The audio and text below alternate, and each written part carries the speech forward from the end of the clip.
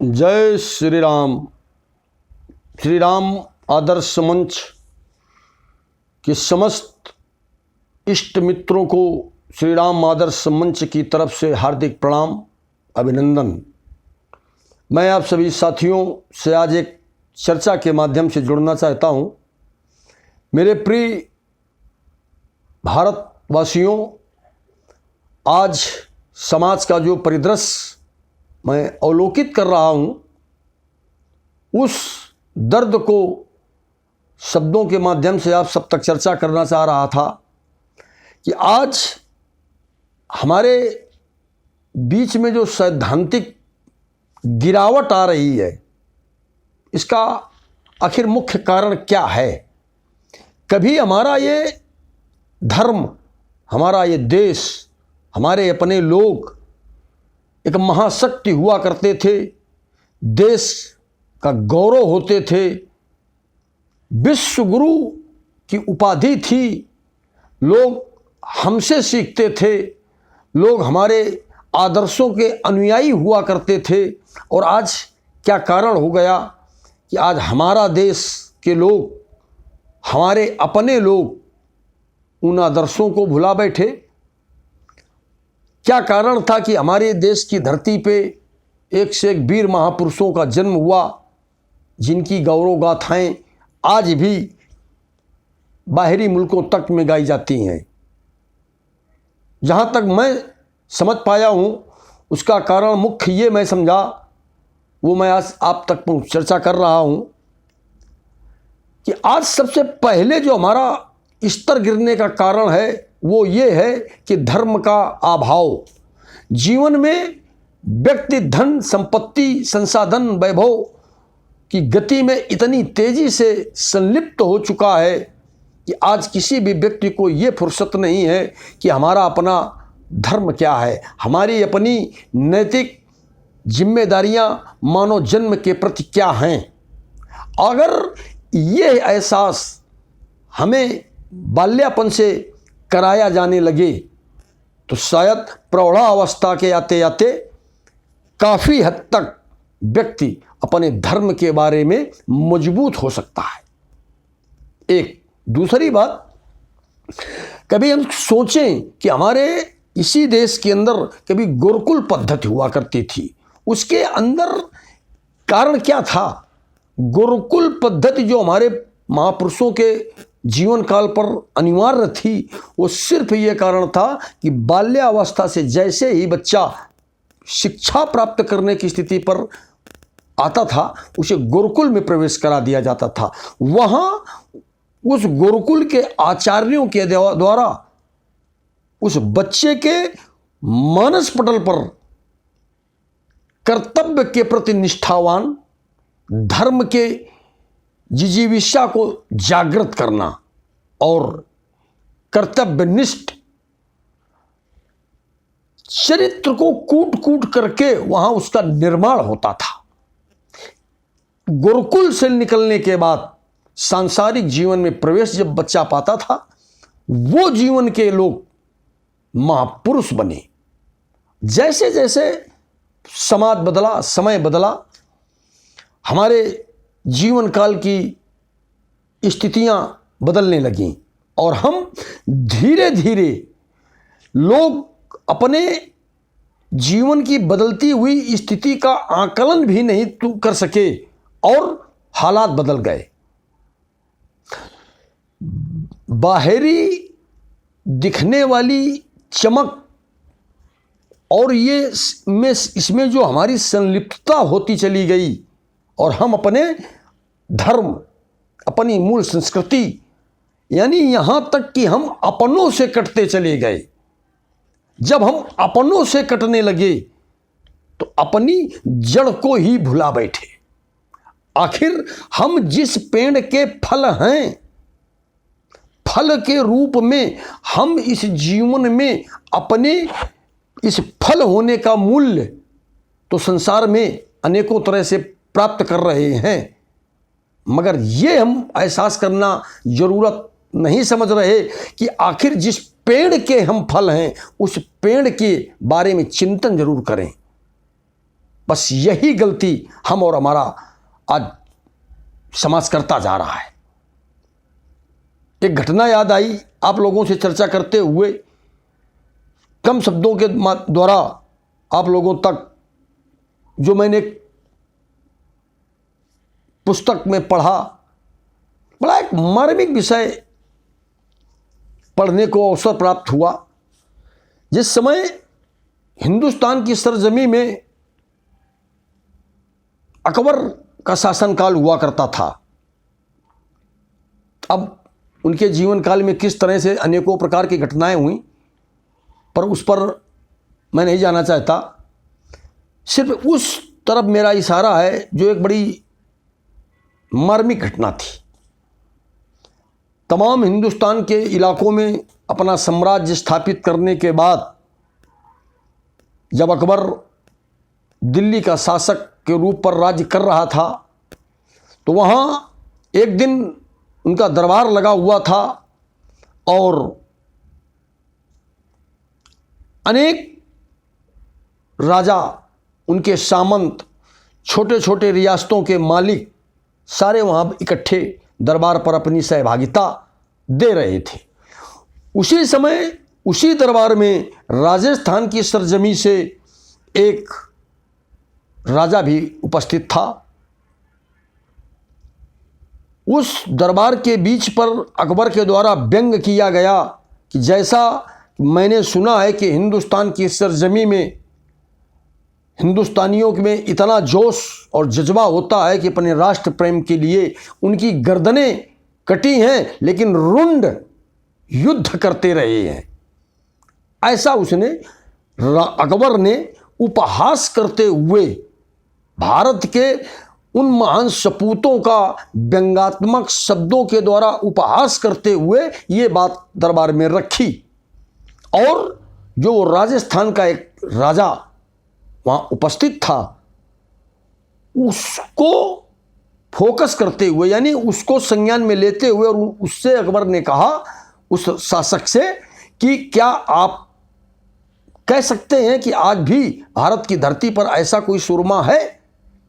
तो उस शासक ने, उस राजा ने बड़ी गरिमा और स्वाभिमान के साथ इस मां भारती के सम्मान के जिंदा रखते हुए उसने ललकारा और कहा कि ये मैं मानता हूं कि आज आप दिल्ली के शासक हैं, लेकिन भारत की धरती पर आज भी वो रणमाकुरे हैं जिनकी गर्दनें अगर कट जाएंगी तो रुंड युद्ध करेंगे।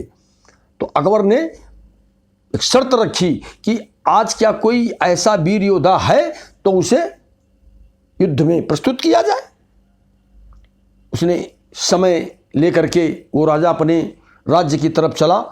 जिस राज्य का वो शासक था, उस राज्य का एक छोटा शासक, जिसे उस भाषा में सामंत कहा जाता था, तो वो अपने सामंत के यहाँ रात के समय पहुंचा राजा और सामंत से मुलाकात की। सामंत ने राजा से आने का जब कारण पूछा तो राजा ने अपनी वो हालात बयां किया कि आज दिल्ली में अकबर के दरबार में इस तरह से मुझे ललकारा गया है और इस उम्मीद के साथ मैं आया हूं कि आज भारत का स्वाभिमान दांव पर लगा है और हमारे ही राज्य से ऐसे अनेकों वीर होंगे जो जिनकी क्षमताएं होंगी या हैं जो गर्दन कटने के बाद उनकी रुंड भी युद्ध करें। सामंत हंसा और राजा साहब से बोला कि बस इतनी सी बात में आप इतना परेशान हैं। राजा चिंतित था क्योंकि अस्मिता दांव पर लगी थी।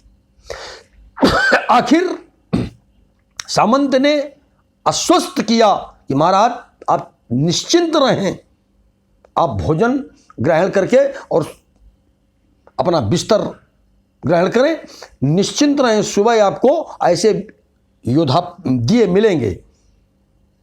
राजा चिंतित अवस्था पर भोजन करने के उपरांत रात्र में बिस्तर पर शयन के लिए लेट तो गए लेकिन चिंतित रहे। सुबेरा हुआ, राजा ने सामंत से पूछा तो सामंत ने खुद अपने दोनों बेटों को बुलाया। उस समय उस सामंत के 2 बेटे थे। उन्होंने दोनों बेटों को बुलाया और बताया कि ये राजा साहब का परिचय करवाने के बाद उनको पूरी घटना से अवगत कराया और राजा साहब से बोले वो सामंत, ये दोनों मेरे बेटे हैं, ये बड़ा है, ये छोटा है, और दोनों बेटों को मैं आपको विश्वास दिलाता हूं कि रणभूमि में जब इनकी गर्दनें कटेंगी तो इनके रुंड भी युद्ध करेंगे। इस विश्वास के साथ उन्होंने अपने दोनों प्रिय पुत्रों को राजा को समर्पित कर दिया। जैसे राजा उन दोनों राजकुमारों को लेकर के चलने के हुए तो वो पिता ने बोला कि राजा साहब बस 2 पल का वक्त दो, एक बार इनकी मां को बुला लेता हूं। तो राजा चिंतित हुए कि पिता का हृदय देश प्रेम में आकर के मानव कल्याण के लिए पुत्र तो दे दिए थे, पर मां का हृदय हो सकता है मां बदल जाए।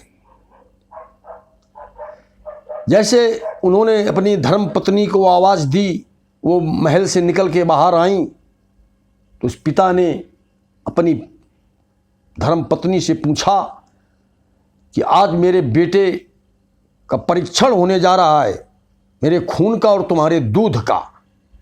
अब आप बता सकती हैं, चूंकि परवरिश पर सबसे बड़ा अगर योगदान किसी का होता है पुत्र के, तो वो मां का होता है। तो बोले आप ये बताइए कि आपके किस बेटे में कितनी दम है। तो उस मां ने अपने पति से कहा कि मेरा बड़ा बेटा महल के अंदर से अगर युद्ध करना शुरू करेगा, अगर युद्ध की स्थिति में अगर वहां सर धड़ से अलग हुआ, तो मेरा बड़ा बेटा महल से लेकर परकोटे तक बिना सर के धड़ युद्ध करेगा। और बोला छोटा, तो उस मां ने बताया कि मेरा छोटा बेटा अगर महल के अंदर से युद्ध की शुरुआत हुई तो केवल बिना सर के धड़ महल के अंदर तक ही युद्ध कर पाएगा।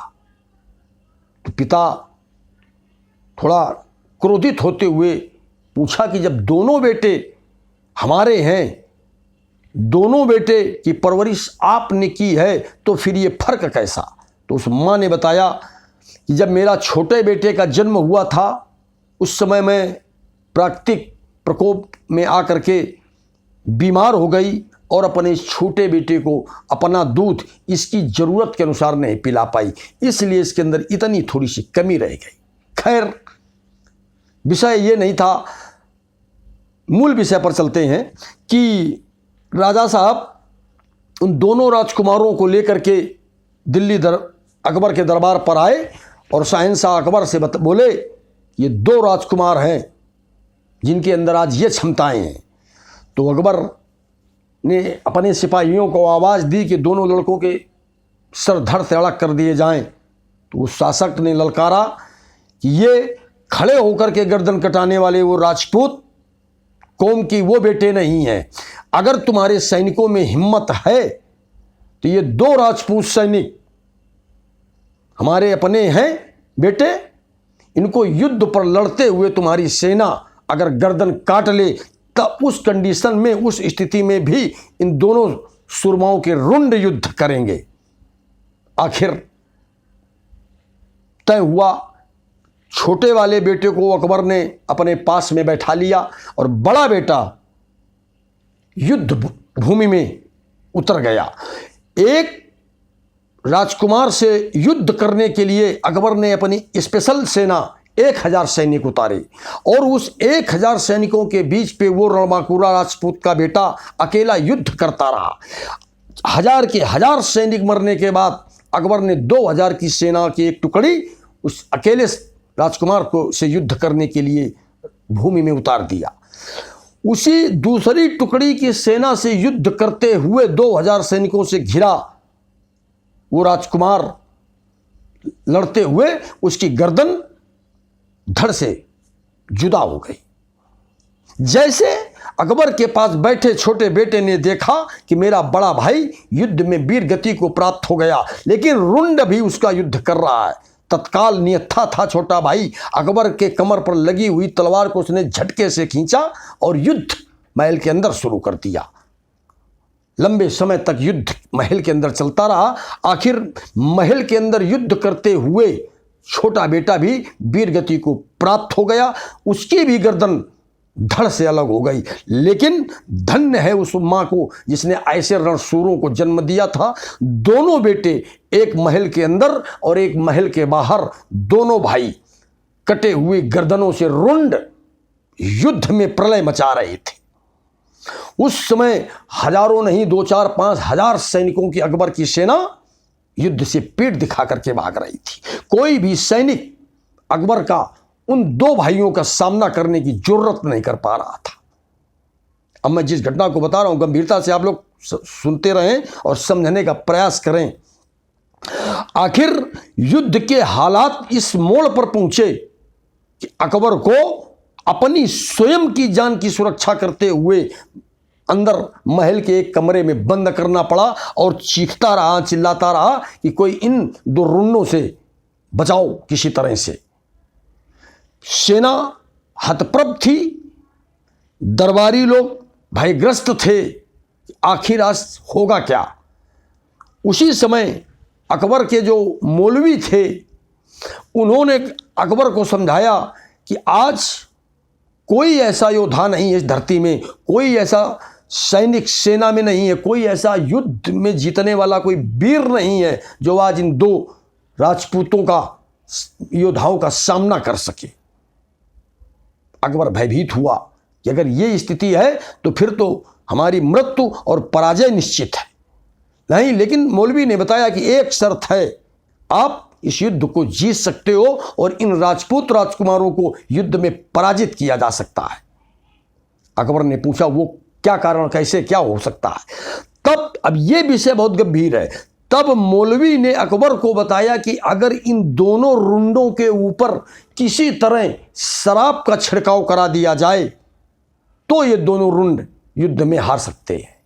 अकबर ने अपने तमाम जाबाज सैनिकों को लगा करके, और उसका बस एक मिशन था कि इन दोनों रुंडों के ऊपर यानी कटे हुए गर्दन के ये इस हिस्से पे शराब किसी तरह से डलवा दी जाए, और वो यही करवाने में अकबर कामयाब हुआ।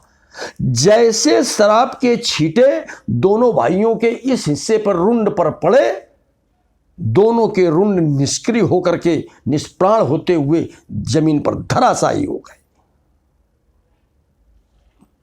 जीवन मृत्यु में तब्दील हो गया। अब अकबर ने मौलवी से पूछा दरबार में कि आखिर इस पूरे घटनाक्रम का ये क्या रहस्य है।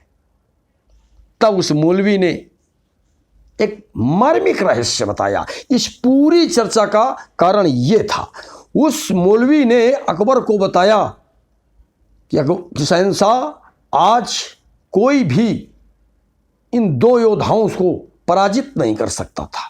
उसका सिर्फ कारण था कि आज ये दो सैनिक नहीं लड़ रहे थे, इनके साथ इनके कुल देवता युद्ध कर रहे थे। और जिस व्यक्ति की आत्मा में उसका अपने वंश का देवता समाहित होकर के युद्ध करने लग जाए, उस व्यक्ति के इस मृत्युलोक की धरती पे कौन जीत सकता है।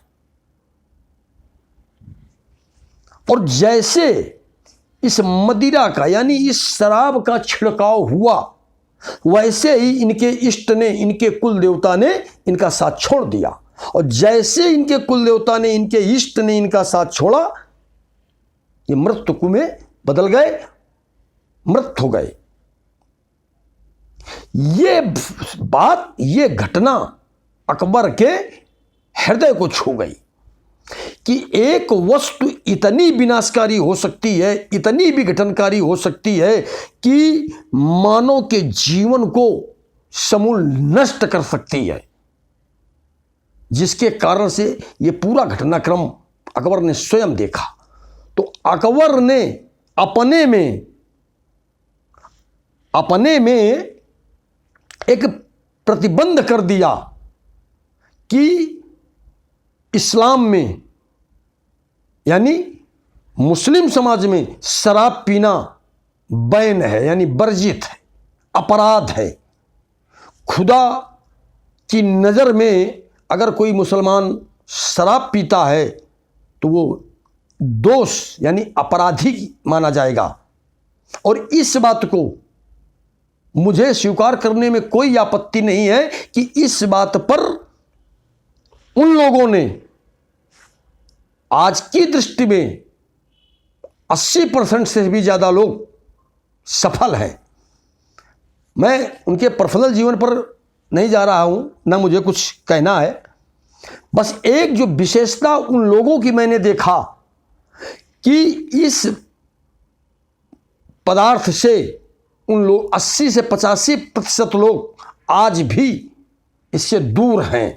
और हमारे धर्म के लोगों को समूल नष्ट करने के लिए उसी कालखंड में, उसी समय में मदिरा यानी शराब मुफ्त कर दी गई कि आप जो भी हिंदुस्तान का, चाहे वो छोटा बड़ा शासक हो या सामंत हो या कोई दरबार में जाने वाला व्यक्ति हो, उसे शराब यानी मधु, उस समय मधुशाला या मधु भी कहा जाता था, परोसी जाने लगी। लोगों को शराब का आसक्त बना दिया गया, आदी बना दिया गया। उसका दुष्परिणाम ये आया कि हमारा देश, हमारे देश के लोग अपने वजूद से कटते गए, धर्म से दूर होते गए, धर्म में रुचि खत्म होती गई। और धर्म के जो हमारे इष्ट होते हैं, ऐसा कोई व्यक्ति नहीं जो जिस कुल में, जिस वंश में जन्म लिया है, उस कुल का कोई न कोई इष्ट होता है, चाहे वो देवी हो, चाहे वो कोई देवता हो। और जब तुम अपने इष्ट के बारे में नहीं जानते हो, उसके 100% ना सही, 100% ना सही, कुछ प्रतिशत, तो उस इष्ट के, उस अपने कुल के देवता या देवी के संविधान के तहत अगर जीवन नहीं जी रहे हैं तो ये निश्चित है कि हम धर्म से बिल्कुल विमुख हो चुके हैं। और हमारे वंश का, हमारे कुल का वो जो इष्ट है वो हमारा साथ छोड़ देगा। और जब इष्ट हमारे साथ नहीं होगा, जब हमारे कुल का ईश्वर हमारे साथ नहीं होगा, तो आखिर हमारा जीवन बर्बाद ही होगा। आज जो हम कमजोर हो रहे हैं, आज जो हम भटक गए हैं पूरी तरह से रास्ता, उसका सिर्फ कारण है हम अपने धर्म से कट रहे हैं। और जैसे धर्म के साथ खिलवाड़ करते जा रहे हैं, वैसे ही हमारे अपने इष्ट हमसे दूरी बना रहे हैं और हम पतन की तरफ बढ़ रहे हैं। मैं मानता हूं कि आधुनिकता के युग में, इस भागती हुई दुनिया में अगर आप इनके बराबर नहीं दौड़ेंगे तो विकास की गति पे बहुत लाखों कोस पीछे हो जाओगे। ये बात ठीक है, हम संसार में एक सामाजिक प्राणी हैं। समरसता रखते हुए समाज की इस दुनिया की भागती हुई रेस के साथ हमें भी दौड़ना पड़ेगा। लेकिन हमें यह भी याद रखना पड़ेगा कि आखिर हम पहले किसी वंश के, किसी कुल के, अपने उस परिवार के एक व्यक्ति हैं। हमारे अपने धर्म, अपने कर्म, इन तमाम चीज़ों की भी जिम्मेदारियां हमारे अपने इन कंधों पर हैं। तो मेरे साथियों, चर्चा करने का जो मेरा मेन उद्देश्य है वो ये है कि अभी भी हमारे पास वक्त है, अभी इतना कुछ नहीं बिगड़ा। हम हर व्यक्ति जो हमें सुन रहा हो या जो भी हमें सुने, बड़ी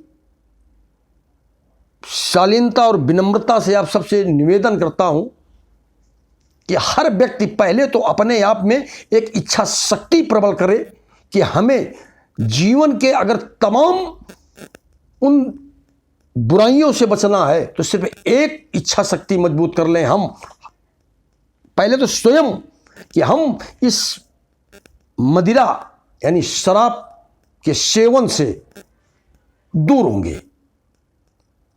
और अगर हमारी अपनी इच्छा शक्ति प्रबल हो जाए तो ऐसा नहीं है कि हम शराब के कोई गुलाम हैं। शराब हम टाइम पास, मनोरंजन या सोसाइटी, समाज, दोस्ती, पार्टी, शादी, इन चीज़ों में शौकियन पीते हैं। कोई ऐसी बाध्यता नहीं है कि इसके बिना हमारा जीवन नहीं चल सकता। तो जब बाध्यता नहीं है, अनिवार्यता नहीं है इसकी, तो बस केवल शौक के प्रति या अपने को वहां कुछ दिखाने के लिए, तो आप सबसे एक निवेदन है कि स्वयं की इच्छा शक्ति मजबूत करें। अगर हम कभी कभी किन्हीं कारणोंवश इस मदिरा यानी शराब तक पहुंच भी जाते हैं, तो आप अपने परिवार, अपने कुल के उस इष्ट, उस देवी जिनकी असीम कृपा से हमें ये अमूल्य, यानी इसका कोई मूल्य नहीं है, ऐसा जीवन जिसने हमें प्रदत्त किया है, उसे प्रणाम करते हुए एक इच्छा शक्ति पैदा करें कि हम स्वयं पहले इस दुर्व्यसन से अपने आप को अब दूर करेंगे। जो गलतियां हमसे हो गई वो हो गई। आज अपने हम सभी साथी एक संकल्प करें कि अपने इष्ट को हृदय पे आत्मसात करते हुए ये प्रण करें कि हम जो हमसे चूकें हो गई उसे आप माफ करें, और आगे से मैं प्रण करता हूं कि हम स्वयं अपने जीवन को इस दुर्व्यसन से दूर कर रहे हैं। यह मैं निश्चित आपसे वादा करता हूं कि जब हमारी इच्छा शक्ति मजबूत हो जाएगी तो हम अपने घर में, अपने परिवार के उन बहकते हुए बच्चों को रोकने में निश्चित कामयाब हो जाएंगे। और जिस दिन हम इच्छा शक्ति मजबूत कर लेंगे और हम अपने परिवार को इस दुर्व्यसन से बचा लेंगे, तो आप भरोसा करें न जाने कितनी दुनिया के अपराधों से हम बच जाएंगे। हम मजबूत होंगे, हमारा परिवार सशक्त होगा, हमारा गांव, मोहल्ला, समाज, इस क्रम में अगर हम सब प्रयास करें तो जो हमारे समाज में वातावरण दूषित हो रहा है, मान अपमान की स्थितियां हर रोज आ रही हैं, इसी दुर्व्यसन के कारण अनेकों अपराधों का जन्म हो रहा है। इसी व्यसन के कारण हजारों परिवारों की जमीनें, महिलाओं के आभूषण, परिवारों की जिंदगियां सब नष्ट हो रही हैं। और अगर आप गंभीरता से जब सोचेंगे, किसी के अगर जीवन में जमीन का कहीं विवाद है, पैसे का विवाद है या अन्य कोई रियल विवाद है, तो वो सारे विवाद संवाद के माध्यम से खत्म किए जा सकते हैं। लेकिन इस दुर्व्यसन की संलिप्तता के कारण उस संवाद की प्रक्रिया समूल नष्ट होती जा रही और अनाचार, दुराचार की गति बढ़ाते हुए हम बर्बादी की तरफ पहुंच रहे हैं। इसलिए मेरे सभी इष्ट मित्रों, पता नहीं क्यों ऐसा हृदय कह रहा है कि हम मानव जीवन के कुछ अगर नहीं कर सके तो एक अभियान श्री राम आदर्श मंच की विचारधारा को मजबूत करते हुए, भगवान श्री राम के हम सभी वंशज हैं, भगवान श्री राम की मर्यादा की छत्र छाया के नीचे हम लोगों का जीवन जो आनंदित हो रहा है, तो एक ख्याल जरूर रखें कि उस अपने परमपिता परमात्मा भगवान श्री राम की मर्यादाओं को लांघें ना, और इस दुर्व्यसन से हम स्वयं को और अपने पारिवारिक प्रियजनों को हर संभव बचाने का प्रयास करें। और जब हम अनवरत प्रयास पर लगे रहेंगे तो मेरा अपना विश्वास है कि इस अभियान में, इस काम में हम सब सफल होंगे। और बाकी आप सब समझदार, अनुभवी लोग हैं।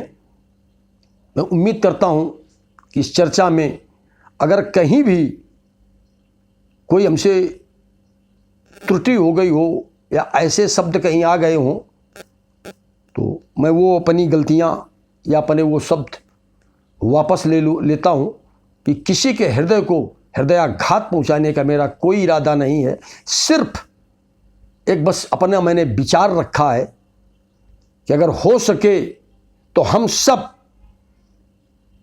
इस कड़ी को मजबूत करें, अपने अपने जीवन को, अपने पारिवारिक प्रियजनों को बचाने का, उनके सुंदर भविष्य के लिए एक अपने आसपास के वातावरण को प्रफुल्लित करने के लिए एक स्वर्गनुमा जिंदगी जो एक सीमित समय के लिए है उसे खूबसूरती से जी सकें।